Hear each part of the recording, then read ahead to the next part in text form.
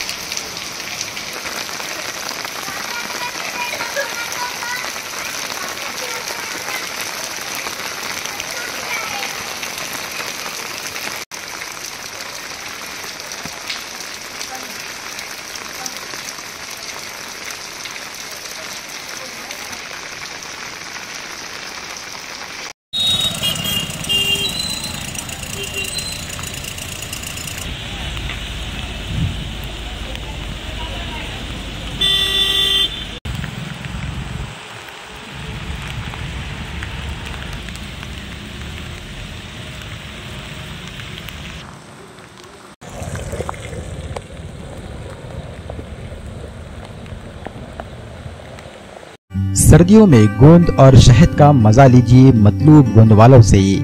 भोकर के मारूफ गोंद वाले, उम्दा क्वालिटी का गोंद और शहद है इनकी पहचान। जंगल से लाया गया छोटी मक्खी का शहद और खालिस ढूंढे का गोल्डन डली और डायमंड डली गोंद लाखों लोगों की है पसंद। पंजेरी में या खास इस्तेमाल के लिए लीजिए सिर्फ मतलूब गोंद वालों का गोंद और शहद। शादी का ऑर्डर भी लिया जाता है